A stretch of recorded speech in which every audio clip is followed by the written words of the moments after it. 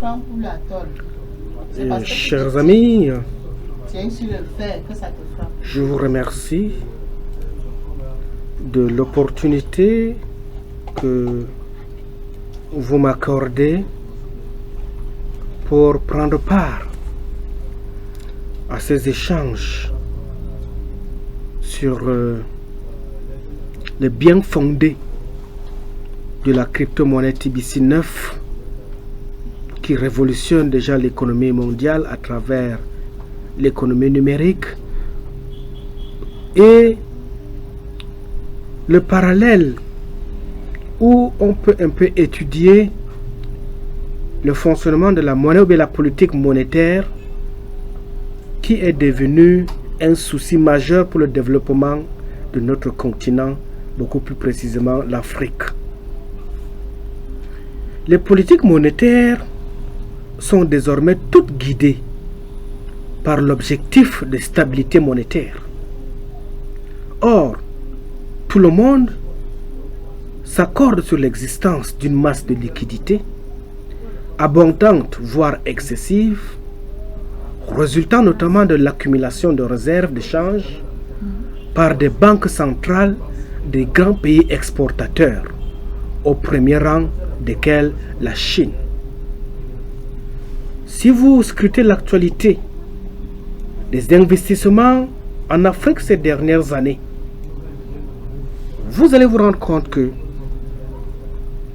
tous nos pays sont devenus dépendants des crédits chinois. Les marchés qu'ils gagnent chez nous, que ce soit les marchés de route, que ce soit les marchés de barrages, il faut que nos États ou bien nos gouvernants signent un contrat de prêt bancaire avec Exim Bank China. Ils nous prêtent de l'argent pour venir réaliser les projets chez nous, et cet argent, il n'est pas gratuit, même si la génération actuelle ne parvient pas à rembourser à cause de notre faible taux d'économie. La génération future sera dans l'obligation de rembourser cette dette. Mais alors, parce que l'inflation est devenue une source d'asservissement à nos États, allons-nous demeurer dans cet esclavage? Je dis non. Mais l'argent, il y en a. La monnaie, il y en a. Mais où est donc passée cette monnaie? N'a-t-elle pas aucune conséquence inflationniste? Bien que oui, elle a une conséquence inflationniste. Parce que la monnaie dans les banques, il y en a. L'argent dans les banques, il y en a plein et en a gogo. Mais parce que les conditions d'utilisation de cette monnaie à travers les prêts bancaires est tellement contraignant que les pauvres, qui constituent la majorité de la population mondiale, n'ont pas accès.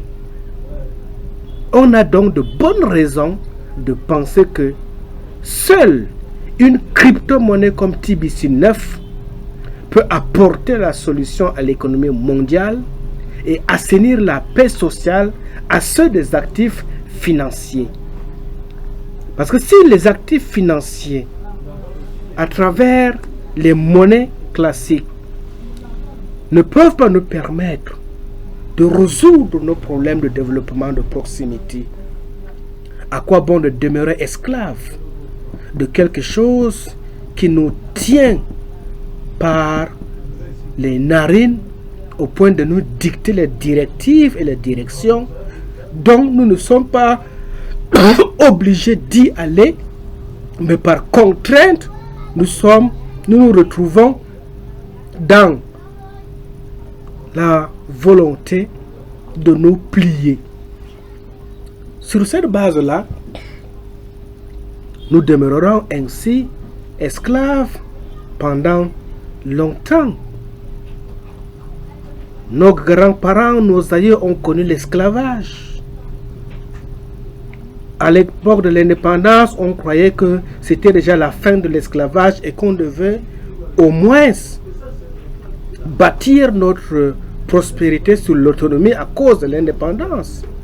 Mais 60 ans après, ces indépendances ne nous ont pas permis toujours d'être libres dans la propension de notre croissance.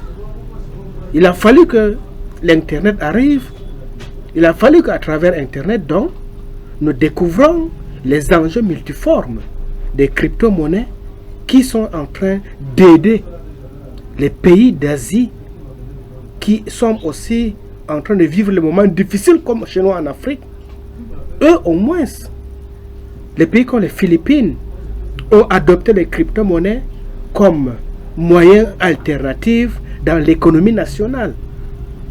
Si ces pays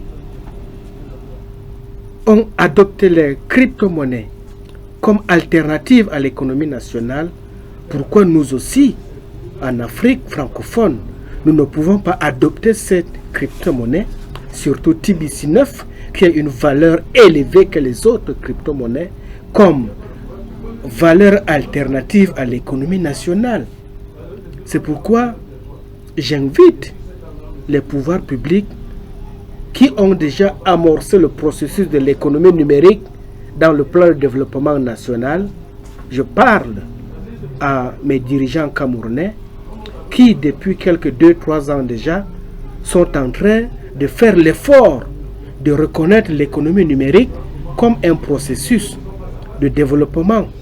Mais que ce processus, que l'économie numérique dont on parle ne soit pas seulement un langage vide ou bien une politique de communication creuse, ou bien encore que cela ne se limite pas seulement à l'utilisation des drones ou bien je ne sais quel autre outil, mais que l'économie numérique dont on parle au Cameroun soit véritablement une opportunité, une aubaine qui laisse libre champ à la crypto-monnaie TBC9 de pouvoir opérer pour apporter un ouf de soulagement à la population, et que cette population-là aussi, en disant merci à l'État, puisse se désengager de ces taxes pour payer les impôts sur chaque fortune. Parce que si au Cameroun, par exemple, nous sommes à 1 million de membres TBC, et que même si l'État légifère sur l'utilisation de la crypto-monnaie et qu'on nous impose les taxes sur la fortune numérique, on ne perd rien. L'État aussi gagnerait beaucoup plus en renflouant ses caisses pour pouvoir être à la mesure de ces politiques de développement. C'est pourquoi copions le bon exemple de ce qui se passe ailleurs. Nous ne perdons rien, chers frères et sœurs africains, surtout nous de la zone francophone.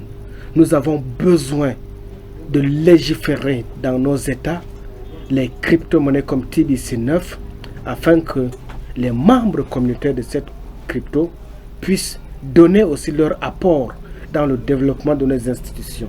Je vous remercie.